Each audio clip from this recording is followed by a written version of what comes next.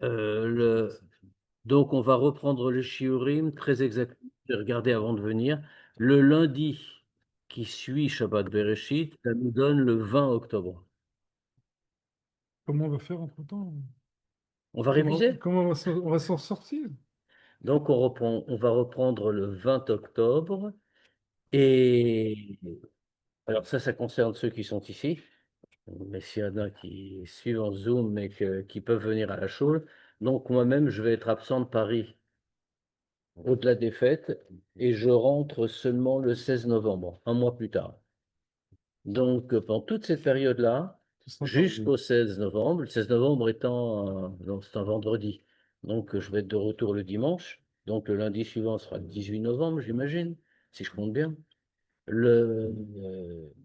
Jusque-là, les shurim auront lieu, mais ils auront lieu uniquement en Zoom. Il n'y aura pas de show à la En Zoom en direct alors. Oui, oui, en direct. De là où je serai, bon, pour d'autres raisons, on est obligé de partir. Donc, mais j'ai fait attention que la maison qu'on a louée est une connexion Internet. Donc aujourd'hui, c'est merveilleux. Je me mettrai quelque part avec mon ordinateur et je ferai le shiur comme vous. Ça, en direct, d'abord, c'est plus vivant. Oui, bien sûr. C'est plus intéressant. Je sais pas, On dirait comme ça, là. Le mieux, c'est de le faire comme ça, sans Zoom, sans... Panime, panime. Non, mais on a fait des fois, j'ai fait des fois Enregistré, c'est enregistré. Oh, c'est bien, mais Non, On peut pas ça saute, intervenir, ça quoi. saute. Enregistrer, on peut pas des intervenir. fois, ça saute. Ouais. Ça a sauté au milieu, le son n'était pas bon, mais on avait personne qui parlait, tu vois. Bien. Donc voilà. Donc, on va commencer tout de suite. On va reprendre où on en était. Alors pour ceux, on va partager l'écran pour commencer. Pour ceux qui suivent dans le texte, nous sommes page Samer, c'est-à-dire 119. Et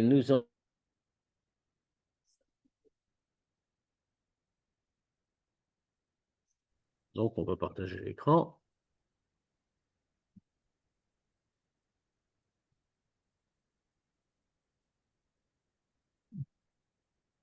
Donc, qu'avait-on dit jusqu'à présent?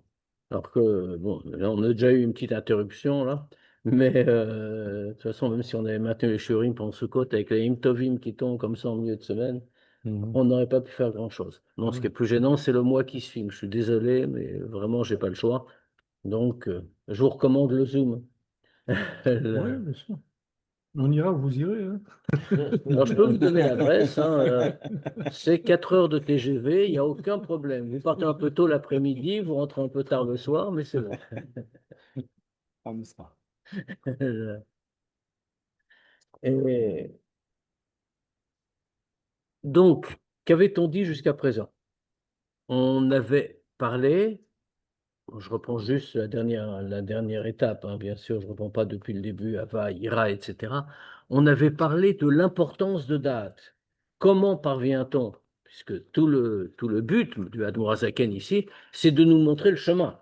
Comment on va faire pour avoir Ira? Comment on peut acquérir Ira? Et donc, on avait répondu, on avait commencé à expliquer que tout ça dépend de date. C'est par date qu'on va y arriver. Mais qu'est-ce que ça veut dire date? Date, ça signifie, comme on l'avait déjà dit d'ailleurs précédemment, mais on l'a redit, c'est un attachement profond. Comme dans le Passoc, Vadam Yada et Rava. Ils se sont unis. C'est-à-dire qu'en obtenant date, on va avoir une vision très concrète de ce que ça veut dire, puisqu'on va obtenir date en ce qui concerne Akadosh Baruch Hu, d'un Dieu. C'est de ça qu'on parle. Alors, à ce moment-là, qu'est-ce qui va se passer? Eh bien, pour nous, la divinité va être une réalité concrète, pas juste une idée. C'est-à-dire pas juste de la Emouna. La Emouna, c'est très important, on l'a tous évidemment. Mais ce n'est que de la Emouna. Ça peut, malheureusement, on en voit des exemples tous les jours, ça peut rester tout à fait théorique et n'avoir aucune application concrète. Comme on voit, comme c'est connu le cas que les Chachamim nous donnent, que Ganva Pum Martara Rahmana Karya, que le voleur Oh, oh, oh, oh! En plus, je fais ça en direct. Donc, le voleur, à l'entrée du souterrain qu'il a creusé pour cambrioler une maison, appelle Dieu à l'aide. Et il l'appelle à l'aide pour lui sincèrement. Il veut que Dieu l'aide. Pourquoi? Il a une émouna claire. Et elle est vraie. C'est pas un menteur. Seulement, sa émouna est tout à fait superficielle. Parce que on voit très bien, sa émouna l'empêche pas de faire quelque chose qui est contre la volonté de Dieu, d'aller voler chez quelqu'un. Comment c'est possible? Parce que là, c'est une émouna qui n'est pas ancrée dans date. Ce qu'on veut, c'est date. Que Akadosh Baruch Hu, la divinité, ce soit pas une réalité théorique dans laquelle on croit.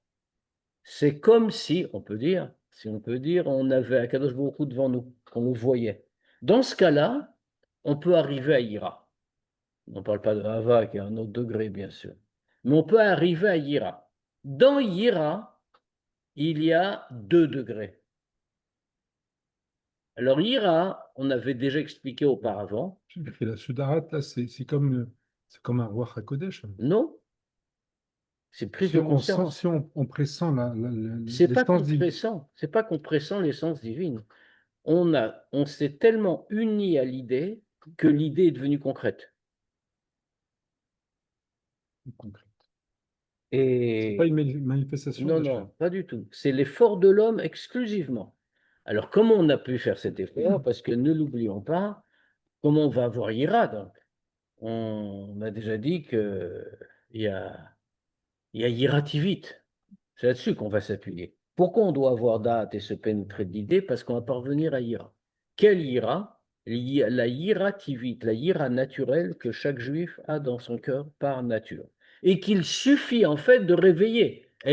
On l'a, comme la Hava d'ailleurs, on l'a, mais elle est, comme il avait dit ici, dans Binatalev, c'est au plus profond de soi, dans la compréhension, dans Bina, mais il faut aller la chercher, il faut la réveiller.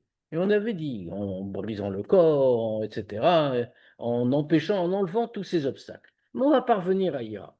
Maintenant, il faut faire un petit préambule avant d'entamer la nouvelle partie.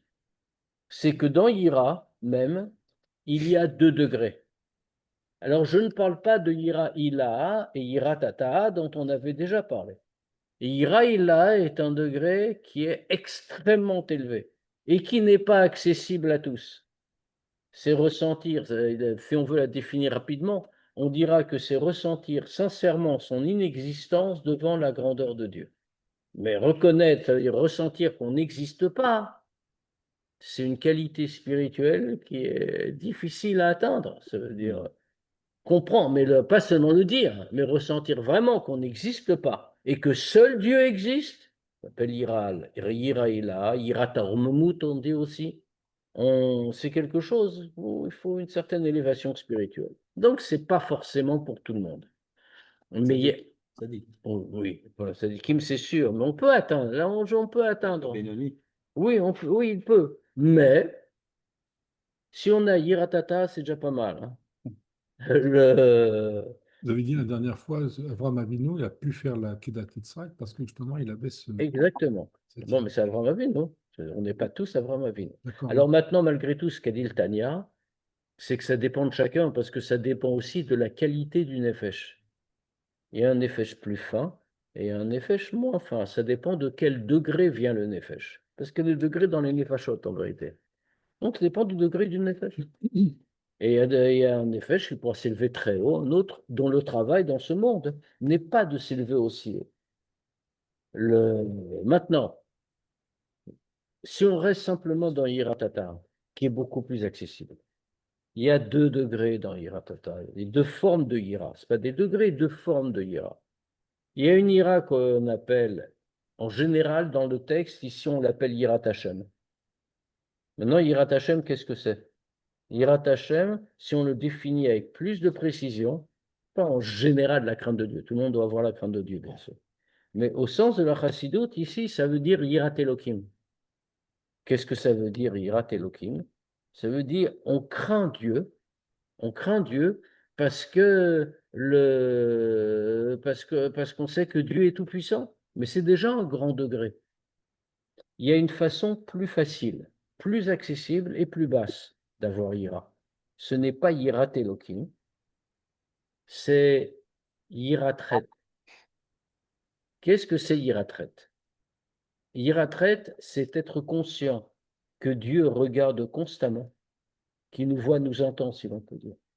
Et donc, dans ce cas-là, puisqu'on n'est jamais seul, et que Dieu voit tout, sait tout, entend tout, donc dans ce cas-là, on est tout le temps devant lui quand on fait quelque chose qu'il a interdit, de shalom. Alors il le voit, il le sait. Donc on va avoir la crainte de la faute, qui est une crainte d'une qualité moins grande que la pure crainte de Elohim, Yirat Hashem, la crainte de Dieu. Dieu est très grand, j'ai de la crainte. Qui n'est pas la Yiraïla encore. Dans Yiratata, il y a le degré le plus bas, qui est Yiratret. On ne parle même pas de ça, en vérité. Parce que craindre le Honesh, c'est quoi? C'est vraiment une manifestation de Metsiout. C'est-à-dire, j'ai peur pour moi, j'ai pas peur de Dieu. Hirat Elohim et Hirat Tret, c'est le même, c'est bien de Hirat Tata. Les deux sont des éléments de Hiratata. On n'est pas encore dans Hiraïla. Hiraïla, c'est infiniment plus que ça. C'est Hiratarmut. J'ai crainte, mais dans le fond, je suis tellement pétrifié devant le respect que je dois pour Dieu que je n'existe pas. Ce qui est tout à fait un autre degré. Pourquoi est-ce qu'on ne dit pas que Hirat Tret ou Hirat Elohim, c'est juste un oubli de la présence divine? Un oubli. Pourquoi on oublie? Un oubli, ça veut dire on oublie que Hachem est là. Ça peut être. Pas confiant. Est-ce que 24 heures sur 24, on pense que Hachem est présent? C'est ça le problème. Ah, mais c'est ce qu'on devrait avoir. Si quelqu'un ne pense pas 24 heures sur 24 que Hachem est présent et que quoi qu'il fasse, dise ou pense, Dieu le voit, ça veut dire qu'il n'a pas retraite. Si on est vraiment très méchant, on va dire on est un Dayan très dur, on va dire il est Kofer Beika en vérité. Ah oui. Mais oui, C'est la cassée. puisque mais même si c'est un juif religieux d'ailleurs, et surtout si c'est un juif religieux, pour une raison très simple. Il ne reconnaît pas que Dieu est là partout. Il est en train de remettre en cause les fondements même du judaïsme. Ou pas du judaïsme, de la foi juive. Il fait de relire les Ikarim de Rambam. Donc, on ne parle pas de ces choses qui font de la peine, mais c'est vrai que si quelqu'un fait une avéra, quelle qu'elle soit, et on va insister là-dessus, et on va voir pourquoi c'est quelle qu'elle soit. Ce n'est pas une question de gravité de la Havera. On ne parle pas de quelqu'un que Chazvé Shalom, il mange taref ou il ne respecte pas Shabbat. Oui, bien sûr, ça en fait partie. Mais ce n'est pas de lui qu'on parle forcément. Quelqu'un qui a une marshava zara une fois. Alors, quand on n'est pas un tzaddik, c'est normal que des pensées montent. C'est produit automatiquement par le corps, on fait Shabbat Hamid, tout ça. Maintenant, le Beinoni, son travail, c'est que quand une pensée comme ça l'assiège, automatiquement, il la rejette. Il n'y pense pas. Si c'est monté et qu'il l'a rejeté, ça va. Et là, il retraite. La pensée n'est pas venue par sa faute. Il l'a rejeté, il a réagi comme il fallait. Maintenant, il ne l'a pas rejeté, la pensée était sympathique. Il l'a gardée en tête, allez, 5 secondes. Et après, seulement, il s'est dit, ah non, je ne peux pas, je vais la rejeter. Pendant ces 5 secondes, il a enfreint la volonté de Dieu. C'est-à-dire qu'il n'avait pas retraite. Et s'il n'a pas retraite 5 secondes, c'est-à-dire qu'il n'a jamais retraite. Parce que s'il l'a, il l'a. On ne peut pas dire je l'ai par intermittence. Ça n'existe pas. C'est-à-dire que ce n'est pas enraciné. Donc il n'a pas. Ce que je voulais dire tout à l'heure, c'est qu'il a oublié, ça veut dire qu'il a oublié la présence divine. Comme c'est un être humain, il communique, tout ça, il peut avoir oublié le. Non. Ben, ça veut dire qu'il n'a pas la ira. S'il a oublié, ça veut dire qu'il ne l'a pas. C'est quoi? Pourquoi on parle de date depuis tout à l'heure? Date, ça veut dire c'est ancré en moi. Je me suis uni avec l'idée. Pour moi, maintenant, Dieu est une réalité concrète. Ce n'est pas juste quelque chose que je vois dans les livres. Donc, nous, on n'est pas concernés puisqu'on ne fait pas de Averroes, comme c'est connu.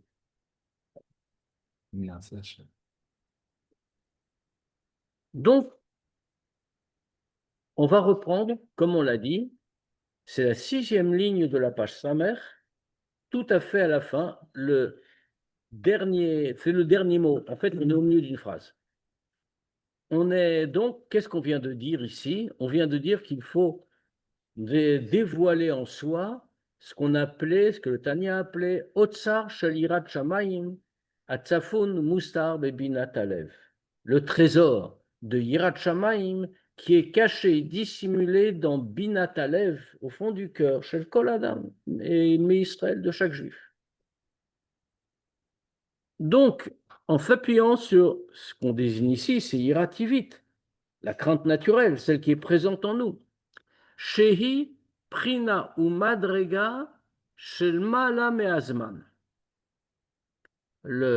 Alors, le Admor Zaken précise quelque chose de très spécifique ici. Il dit ce degré-là, c'est un degré qui est supérieur au temps. Qu'est-ce que ça veut dire qu'il est supérieur au temps? Pourquoi est-ce que l'Admor Zaken vient nous dire ça? C'est un degré au-dessus du temps. Parce que de quoi on parle? Cette ira est au-dessus du temps. Le rapport avec Dieu qu'elle induit est au-dessus du temps.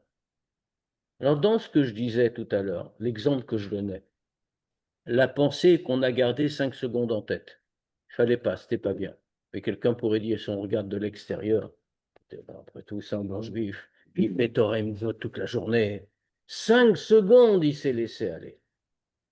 Mais 5 secondes, ça veut dire quelque chose quand on est soumis au temps. Mais le degré de Yira dont on parle ici, c'est un degré, les malaminazman.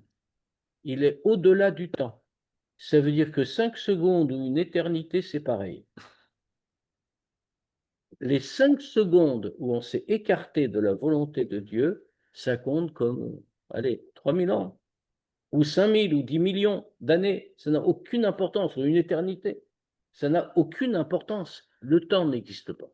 C'est le fait qu'on regarde.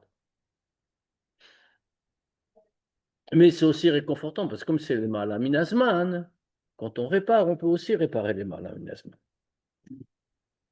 C'est pas comment on regarde.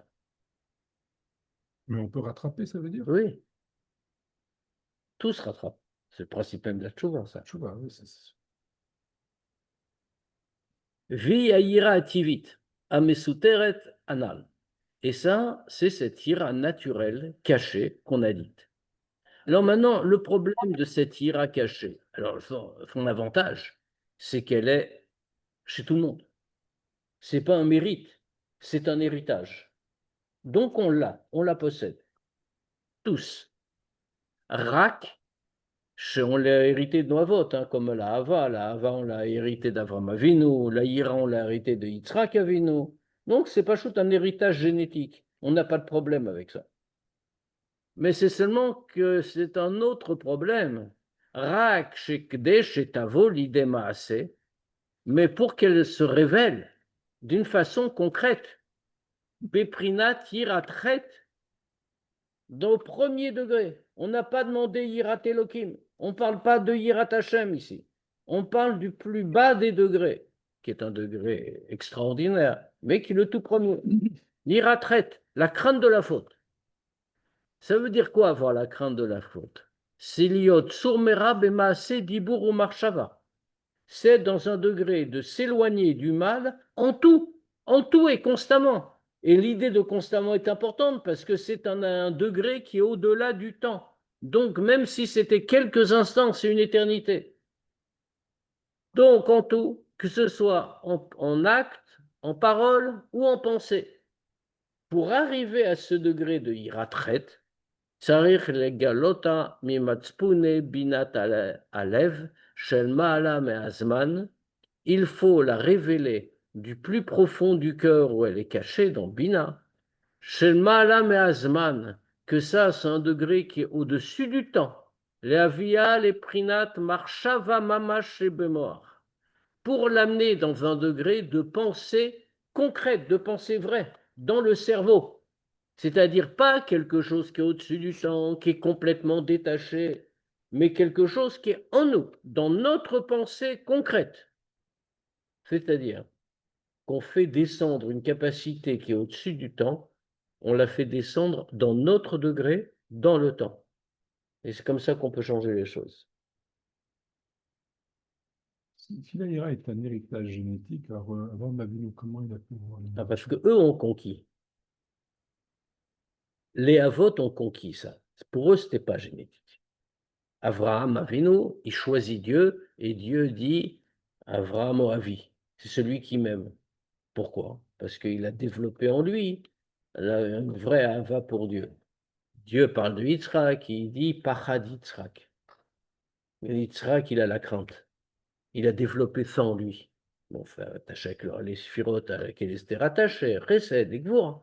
Mais en tout cas, ils ont développé eux.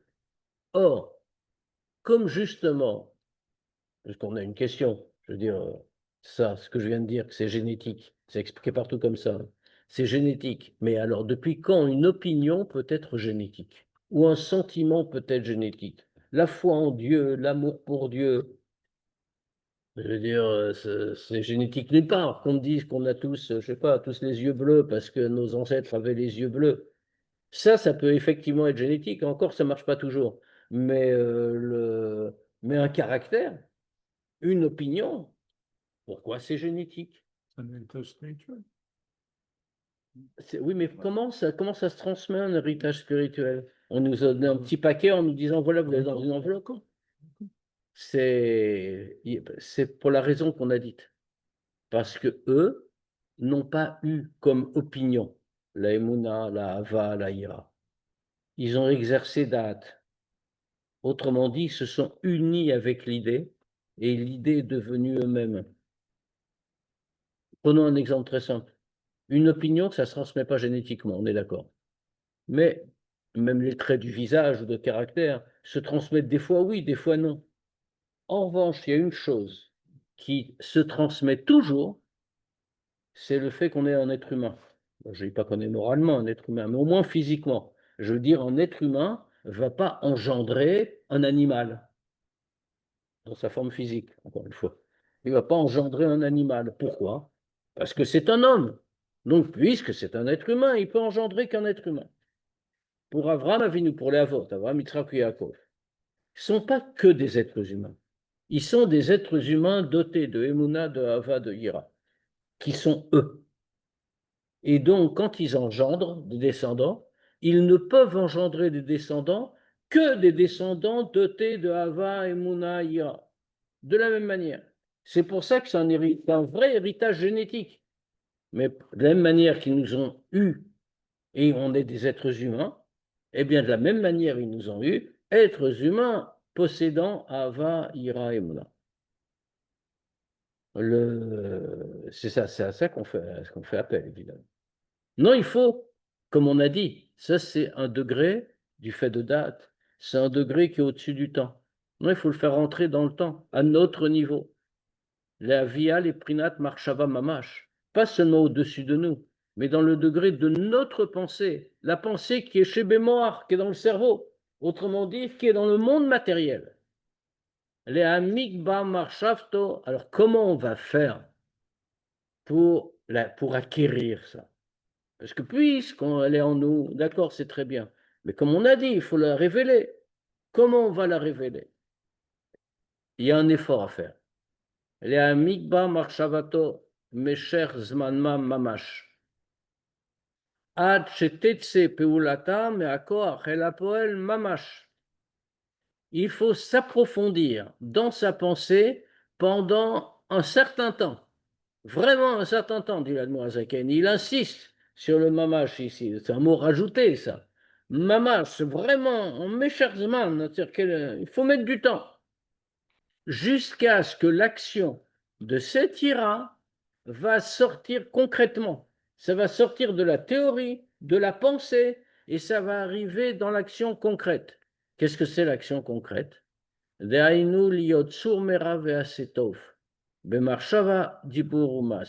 ça l'accomplissement. C'est de s'éloigner du mal et de faire le bien en pensée, parole, action. Pourquoi? À quoi on pense? C'est quoi la pensée sur laquelle il faut rester pendant un certain temps? Mipne avaye atzofe umabit umazin umakshiv umevin. Il va penser à Dieu qui regarde et qui contemple et qui écoute et qui perçoit et qui comprend toutes les kol maaseh, ou toutes ses actions, ou boren klayotav valev, et qui sonde ses reins et son cœur, velibo, pardon, kma marazal, comme les chachamim disent, istakel bishlosha dvarim chulu, comme les chachamim nous disent, réfléchis à trois choses. Aïn roa ve'ozan shomat chulu, qu'il y a un œil qui voit et une oreille qui entend. Et tout est écrit, etc. C'est la suite de la Mishnah. Ça veut dire, les Chachamim disent la même chose. Cette pensée-là, c'est la même. Il faut se dire, mais constamment, qu'on a une oreille qui entend, un œil qui voit, et que Dieu sait tout, voit tout. Maintenant, ça ne doit pas seulement être une phrase qu'on lit chez les Chachamim. Ce que nous dit le Tanya, c'est que le chemin pour y retraite, c'est de voir ça avec date. C'est-à-dire de le voir concrètement.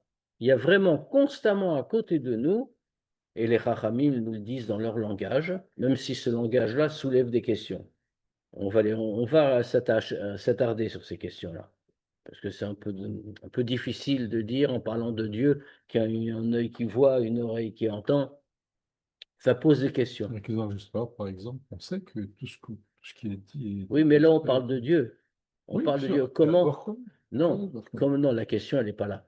La question, elle est, c'est pas sur le principe. Oui, bien sûr, que Dieu puisse entendre et voir, il n'y a pas de problème. Oui, c'est- La difficulté, surtout que ça a été écrit à une époque où il n'y avait pas d'enregistreur. Donc, mais la question est, comment à Dieu on peut appliquer des termes aussi matériels? C'est-à-dire que Dieu, finalement, on a presque l'air de nous dire, on doit le visualiser comme si on avait un homme à côté de nous, un gardien, qui est en train de nous regarder, et donc on fait attention à ce qu'on fait, parce qu'il y a le gardien qui nous regarde. Alors que ça inspire de la crainte, peut-être, mais est-ce qu'on peut faire ça en parlant de Dieu? Est-ce que c'est de ça qu'on nous parle? Alors, on va répondre à cette question, hein, parce que c'est la question qui surgit immédiatement, ça. On est en train de personnifier Dieu, ce qui est à l'opposé complet de la pensée juive. Torah, on voit que, Pardon? dans la Torah aussi, on voit que Dieu a parlé, Dieu a... Oui, bien sûr. Et à chaque fois, qu'est-ce que Rachid dit? Quasiment à chaque fois, au début, presque à chaque fois, après il espace. Dibra Torah, qui est la chambre d'Adam. Ne prenez pas ça au pied de la lettre. C'est- Non, ici on ne le dit pas. C'est notre manière de comprendre la chaîne, de comprendre, oui, Non, avec non, mais le vous inquiétez langage pas, humain. on va pas rester avec la question. Hein, vous inquiétez pas. Et le Admorazaken tout de suite le relève. Donc, en tout cas, ce qu'on voit, c'est que sur le principe, c'est la même idée. On doit se pénétrer de cette idée-là, que Dieu est en train de nous regarder et de nous entendre à chaque seconde. Non, il faut vivre avec ça. Hein. C'est dans la vie quotidienne. C'est pour ça qu'on a dit qu'on est descendu dans le temps. On a pris un attribut qui est au-dessus du temps, l'attribut de Yirat Hashem, etc. On l'a pris dans notre pensée, on s'est approfondi dedans pour le faire descendre dans le temps. Parce que si on ne descend pas dans le temps, Dieu ne va pas regarder, on ne parle pas de la même chose. Et c'est à ça que le Admorazaken faisait référence, quand on regarde un peu derrière le texte. C'est à ça que le Admorazaken faisait référence. Parce que finalement, on a une première question avant de répondre à celle sur la personnification de Dieu. On avait une première question. Pourquoi Dieu va nous regarder? Dieu est le Créateur, il est au-dessus du monde, au-dessus dans tous les sens du terme. S'il est au-dessus du monde, quel rapport a-t-il avec le monde? Il n'a strictement aucun rapport avec lui. Donc, dans ce cas-là, ça ne devrait pas le concerner, ça ne devrait pas le toucher. La chaîne nous demande des comptes, nous demande une avoda. Mais vous posez la même question dans un autre sens. Il nous demande des comptes, mais pourquoi? Ça n'a aucune importance pour lui. Nos actions ne le touchent pas. Et on est obligé de dire comme ça. Les Chachamim le disent. Zakot et Tzrel. Ratzak, je Mais, rappelle Zakot et Tzrel. mais là, on n'a pas répondu non plus. Pourquoi Ratsa? Dans le principe, pourquoi Dieu a voulu donner un mérite? Pourquoi le monde le concerne-t-il? Le monde ne le concerne pas. il est beaucoup plus haut que le monde. Quand Dieu dit je regarde le monde et ça m'intéresse, mais c'est un abaissement incroyable. Pourquoi? Donc on devrait dire tout ça n'intéresse pas. Le cas, c'est une aide pour nous. Ça nous empêche de faire des routes. La perspective de savoir qu'on est toujours constamment. Oui, c'est pour ça qu'on nous le dit. N'oublions pas que le but du Tanya, c'est de faire de nous tous des Beinonim. Puisque c'est à la portée de tout le monde. Hein. Encore une fois, Zumidat Koladam, Beinoni, Zumidat Koladam, disent les Chachamim. Ça, c'est le degré de tout homme. Tout homme peut y arriver. Avec un petit peu de fatigue, mais tout le monde peut y arriver. Donc ici, qu'est-ce qu'on a? Pourquoi est-ce que Dieu s'intéresse au monde? Et normalement, il devrait en être totalement détaché. C'est la logique. Dieu il n'abandonne pas son monde, Mais, justement. C'est comme le potier, il fait et puis On après il le n'existe laisse. plus. S'il abandonne ce monde, on n'existe plus. mais pourquoi pas? Pourquoi pas? D'ailleurs, avant Chassidut, il y a eu des penseurs juifs, et tout à fait cachers, et des grands, des Chachamim et tout, qui ont pensé que Dieu quittait le monde. Il a Et créé, le système de l'horloger, c'est ça? il a créé le potier, comme tu as dit. Le potier, d'ailleurs, le Admor Hazaken a réfuté cette idée précédemment Il y dans a le eu trois Tanya. chitotes, oui.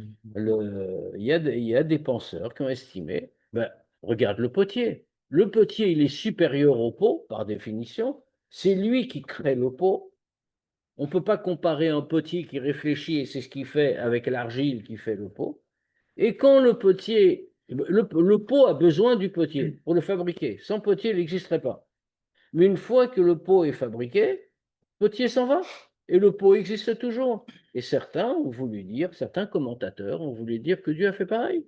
Il a créé le monde, comme c'est écrit dans la Torah, puis après, il s'occupe d'autre chose, c'est son problème, c'est le monde existe tout seul.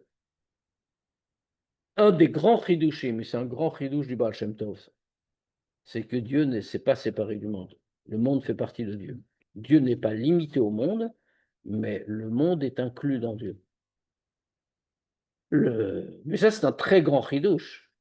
Ça a été une des raisons que les opposants sont levés contre Baal Shem Tov. Ils n'ont pas compris l'idée au début. C'était vraiment une très grande Et on nouveauté. n'existe pas. Si.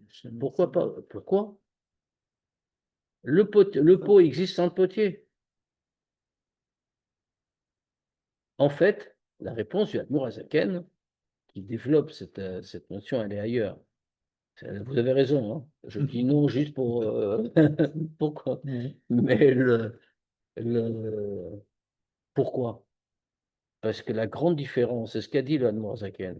Je sais qu'il le dit plus loin, pardon, c'est dans Shah Yehud Ve'emunah. C'est pas avant d'Antania, c'est plus loin d'Antania. Quand la grande différence, c'est que le potier, quand il crée son pot, il crée yesh meyesh. Il prend de l'argile existant et il en fait un pot. Oui, il a fait un pot, mais l'argile était là. Quand Dieu crée le monde, il fait yesh me'ayin. Or, quand on crée quelque chose, quand quelque chose apparaît yesh me'ayin, il ne peut pas exister tout seul. Il faut qu'il soit recréé constamment pour continuer d'exister. Exactement. Renouvelle constamment. Il y a une parabole très parlante qu'on donne là-dessus pour comprendre ce qui se passe. Il y a un exemple de Bria Yeshmaïn, de création Yeshmaïn, que nous faisons nous-mêmes, enfin que nous pouvons faire.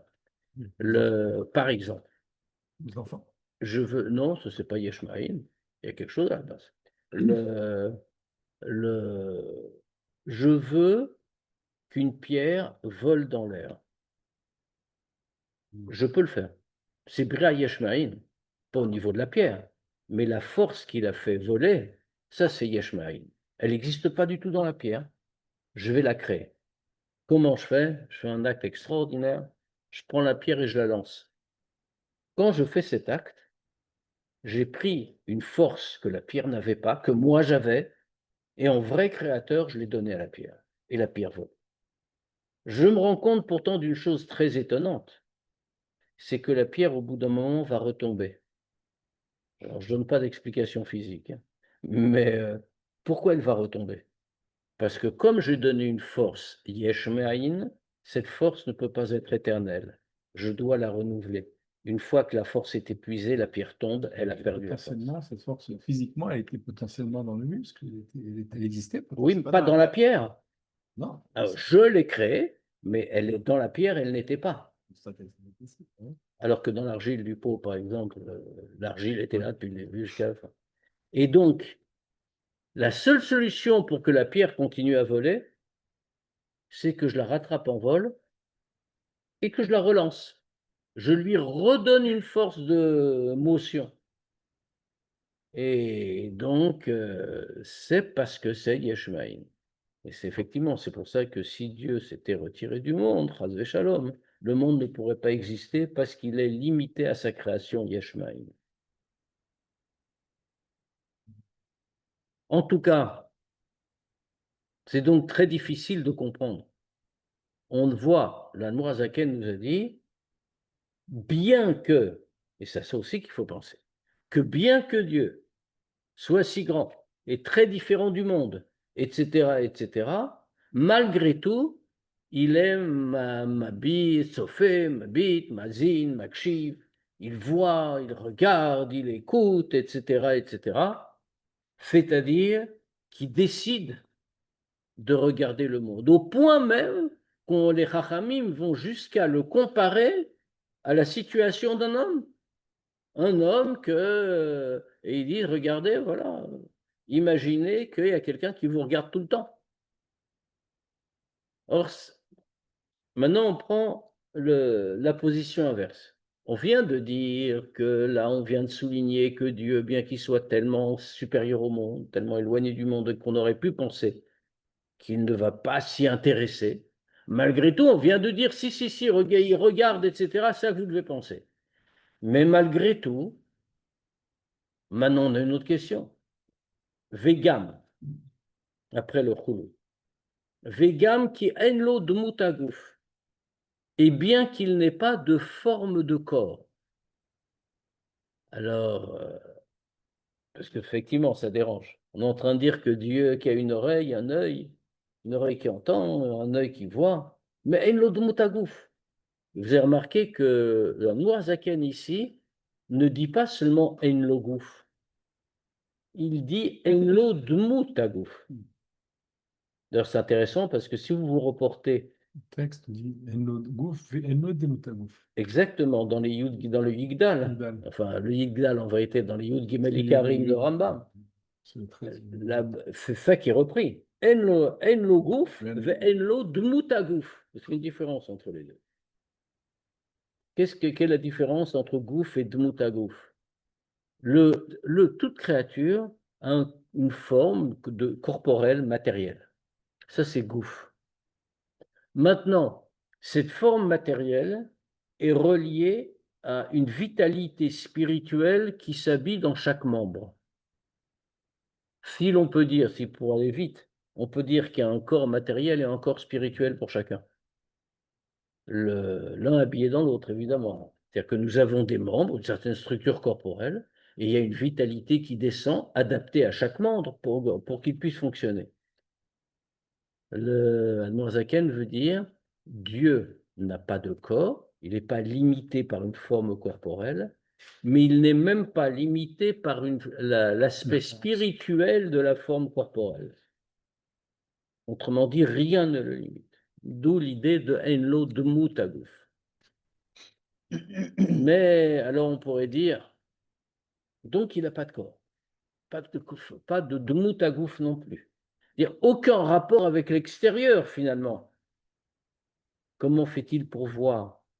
On se trouve entre les deux. On est en train, ou alors on va, Rav Shalom, personnaliser, humaniser, si on peut dire, l'existence de Dieu, ou alors on va dire qu'il n'a pas de contact, qu'il ne peut pas voir. Comment on résout ce problème? C'est le créateur, c'est lui qui crée toutes ces notions-là. Donc c'est évident qu'il voit. C'est le créateur Mais il de faut tous les comprendre sens, de comment. l'espace, du temps, tout. Oui, C'est évident qu'il voit. on n'a quand même pas compris comment. Même quand on dit ça, on ne peut pas se contenter. Alors, En détail, il le marque. en vérité, ça c'est une chita très chabad. C'est-à-dire, on doit comprendre. On peut tout prendre par Emouna.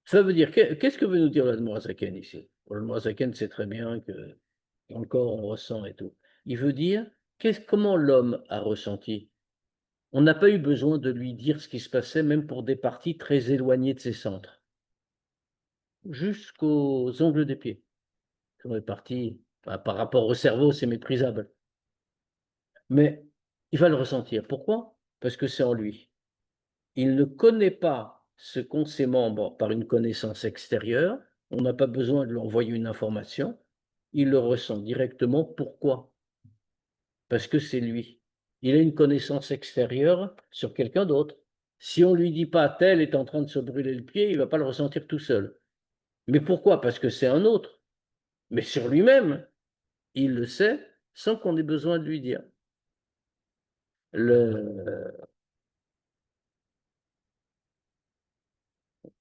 Comme on a dit, Imnirva, Beur, que fait été brûlé par du feu, Vechen Mautam Vatsmutam. Et pareil pour dans leur essence. Vekolma Shemitpael Baem Yodeo Markish Bemucho. Et tout ce qui les touche, alors il le sait et il le ressent dans son cerveau.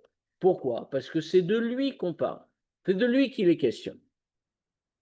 Uken Yediazu al derer Mashal. Et fait comme ce type-là de connaissance. Yodea Kadosh Baruch Hu, Dieu de la même façon, si on peut dire, c'est Kol Anifal Bechol Anivraim Elionim Vetartonim. Liot Kulam Mushpaim Mimenu Yidbarer. Pourquoi? Parce que Dieu de la même façon que l'homme connaît ce qui se passe en lui parce que c'est sa propre essence, de la même manière Dieu sait tout ce qui arrive à toutes les créatures d'en haut, spirituel, supérieur ou inférieur, puisque toutes tirent leur vitalité de lui. En vérité, rien n'est distinct de Dieu. Donc, quand Dieu sait ce qui se passe, ce n'est pas parce qu'il a écouté de l'extérieur, c'est parce qu'en vérité, c'est en lui. On n'est pas détaché de lui. Moshe Katouf, comme c'est marqué, Ki mimcha akol, de toi et existe tout. Vezé Katouf, et c'est également ce qui est écrit dans notre fille de Rosh Hashanah, tiens d'ailleurs. Gam kol hayitzur lo nekached mimecha. Que toute créature ne se cache pas de toi. Rien ne peut être caché. Ukmosh katava Rambam, et comme le Rambam l'a écrit, Veiskimu laze chachme akabala.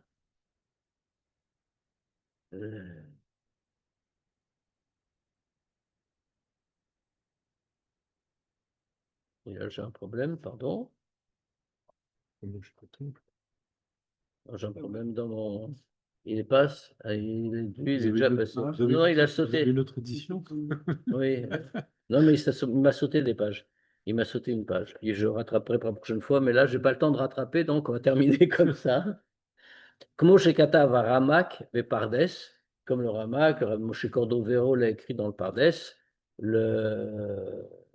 et que les Chachamim de Kabbalah ont été d'accord avec ça. Shebidiat Atzmo Kaviachol, qu'en se connaissant lui-même, Yodea Kol Anivraim Animseim Mitat Matso.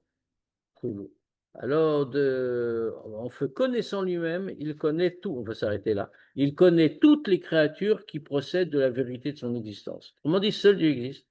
Donc, en réalité, on n'a plus de question. Humanisation, pas humanisation.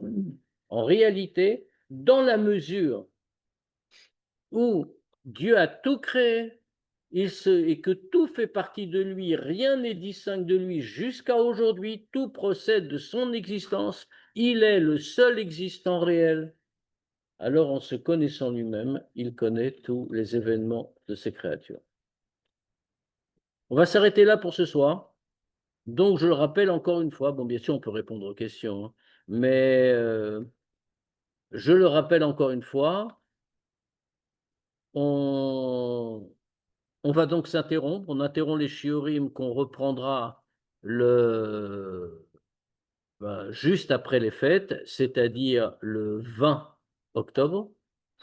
Et ensuite, à partir du 20 octobre et jusqu'à mi-novembre, les shiurim n'auront lieu qu'en Zoom. Donc, faites-vous envoyer le lien et c'est comme ça qu'on pourra suivre. À la même heure, oui. À la même heure, oui, toujours à la même heure. Et dès mon retour à Paris, on reprendra bien sûr le shiur comme d'habitude avec et le présentiel et en même temps l'informatisé. Voilà, s'il y a des questions, on peut y répondre en séparé. Sinon, je vous souhaite à tous Gmar Khatima Tova et qu'on ait une très bonne année, Bezrat Hashem. Par rapport à la hiérarchie, la connaissance de Hachem, la Bechira, elle se situe. Ah, depuis le départ. La Prira, on l'a tous. Oui, mais c'est ça. Donc, le fait que la perspective de savoir que Hachem, il sait tout ce que je vais faire dans 3 minutes, ça ne limite pas la Bechira. Non. Là, c'est un très grand débat. C'est vraiment un très grand débat. C'est le Rambam qui pose cette question. Oui, Rambam ne répond pas. Il pose la question, il ne répond pas. Il répond, il Shamaim. Mais dans Chassidut, on aborde beaucoup cette question-là. Mais c'est compliqué, mais on peut le dire. En réalité, Dieu ne regarde pas de la même façon que nous. Autrement dit, nous avons un déroulé du temps qui fait que chaque décision est indépendante. Maintenant, Dieu voit tout globalement. Et donc, comme il connaît tout globalement, il connaît également la suite des choses. Mais puisque nous ne voyons pas de la même façon, et que c'est nous qui décidons, donc il n'y a pas d'empêchement d'un choix véritable à chaque instant.